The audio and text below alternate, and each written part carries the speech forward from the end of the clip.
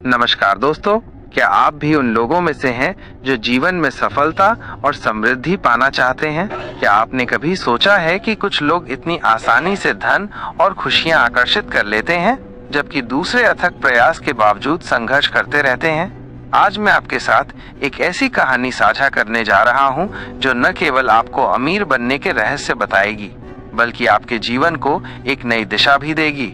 यह कहानी किसी साधारण व्यक्ति की नहीं, बल्कि एक ऐसे सत्य की खोज की है जो सदियों से ऋषि मुनियों और आध्यात्मिक गुरुओं द्वारा बताया गया है। इस वीडियो में हम जानेंगे कि कैसे बाहरी दुनिया में धन प्राप्त करने की हमारी इच्छा हमारी आंतरिक दुनिया से गहराई से जुड़ी हुई है। हम एक ऐसे प्राचीन ज्ञान को उजागर करेंगे जो आपको भौतिक समृद्धि के साथ साथ आत्मिक शांति भी प्रदान करेगा। तो दोस्तों, अगर आप भी इस रहस्यमय और प्रेरणादायक यात्रा का हिस्सा बनना चाहते हैं और जानना चाहते हैं कि अमीर बनने का असली आध्यात्मिक मार्ग क्या है, तो इस वीडियो को अंत तक जरूर देखें। यह आपके जीवन को हमेशा के लिए बदल सकता है।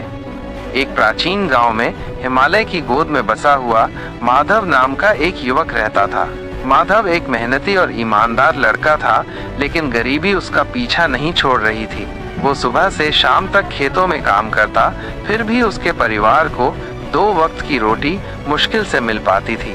वो अक्सर गांव के बुजुर्गों को संपन्न लोगों की बातें करते सुनता और सोचता कि क्या कभी उसके जीवन में भी ऐसा सुख और समृद्धि आएगी। एक दिन गांव में एक रहस्यमय साधु आए। उनकी आंखों में एक अद्भुत तेज था और उनके चेहरे पर शांति का सागर लहरा रहा था।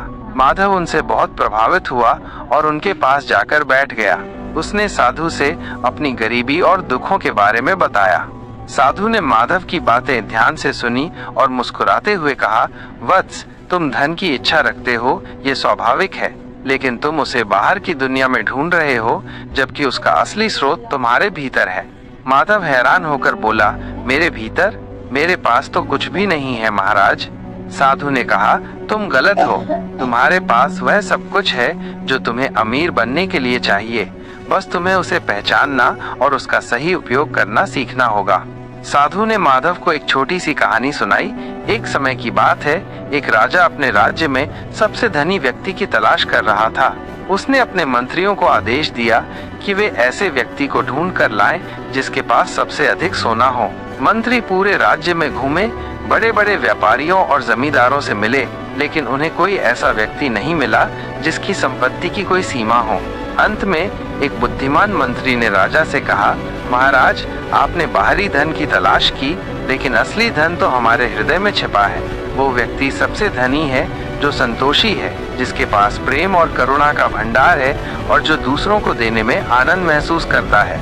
राजा को मंत्री की बात समझ में आ गई और उन्होंने घोषणा की कि सबसे धनी व्यक्ति वह है जिसका हृदय सबसे बड़ा है। कहानी सुनाने के बाद साधु ने माधव से कहा, देखो वत्स, अमीर बनने का पहला नियम है अपनी आंतरिक दुनिया को समृद्ध करना।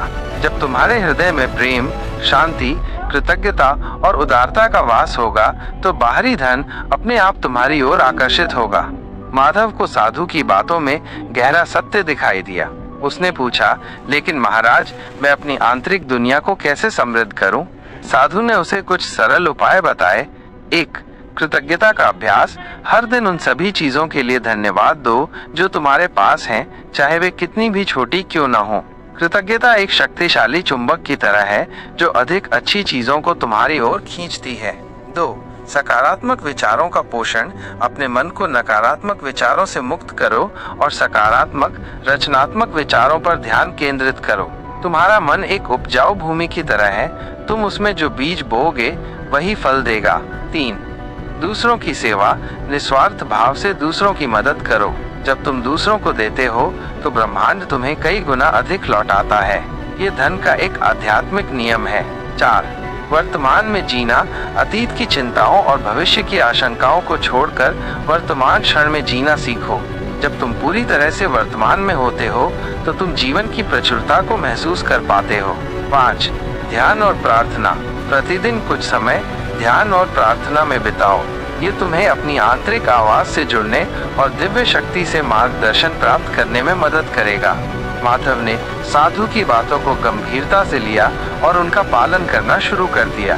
उसने हर सुबह उठकर उन सभी चीजों के लिए धन्यवाद देना शुरू किया जो उसके पास थीं, उसका परिवार, उसका स्वास्थ्य, यहाँ तक कि वो सूरज की रोशनी भी जो उसे गर्मी देती थी। उसने अपने मन को सकारात्मक विचारों से भरने की कोशिश की और दूसरों की छोटी छोटी तरीकों से मदद करना शुरू कर दिया। धीरे धीरे माधव के भीतर एक अद्भुत परिवर्तन आने लगा। उसका मन शांत रहने लगा और उसके चेहरे पर एक संतोष का भाव दिखने लगा। उसे अब अपनी गरीबी का उतना दुख नहीं होता था, क्योंकि उसने महसूस कर लिया था कि उसके पास अनमोल चीजें हैं जिन्हें वो पहले अनदेखा कर रहा था। और फिर एक चमत्कार हुआ। गांव के जमींदार को अपने खेतों के लिए एक ईमानदार और मेहनती व्यक्ति की तलाश थी। किसी ने माधव का नाम सुझाया। जमींदार ने माधव को काम पर रखा और उसे अच्छी तनख्वाह दी। माधव ने अपनी मेहनत और ईमानदारी से जमींदार का विश्वास जीत लिया। कुछ वर्षों में माधव न केवल आर्थिक रूप से समृद्ध हो गया, बल्कि गांव में उसकी प्रतिष्ठा भी बहुत बढ़ गई। वह अब भी उतना ही विनम्र और सेवाभावी था जितना पहले था। उसने कभी भी अपने धन को अहंकार का कारण नहीं बनने दिया। वह जानता था कि ये सब उसकी आंतरिक समृद्धि का ही परिणाम है। माधव ने गांव के अन्य गरीब लोगों की भी मदद की। उसने उन्हें काम दिलाया और उनके बच्चों की शिक्षा का प्रबंध किया। गांव में अब खुशहाली और सहयोग का वातावरण था। लोग माधव को एक साधारण किसान से एक प्रेरणादायक व्यक्ति के रूप में देखने लगे थे।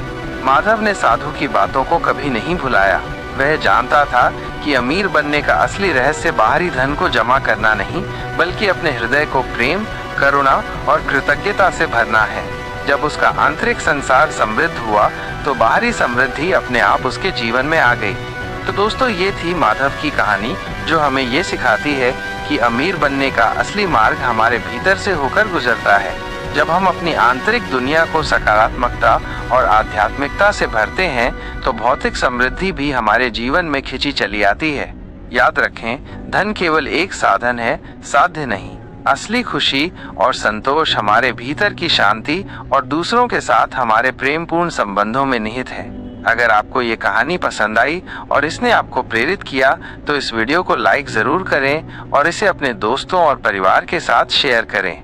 और हाँ, अगर आप ऐसे ही प्रेरणादायक और आध्यात्मिक विषयों पर और वीडियो देखना चाहते हैं तो हमारे चैनल को सब्सक्राइब करना न भूलें और बेल आइकन को भी दबा दें ताकि आपको हमारे नए वीडियोस की नोटिफिकेशन मिलती रहे।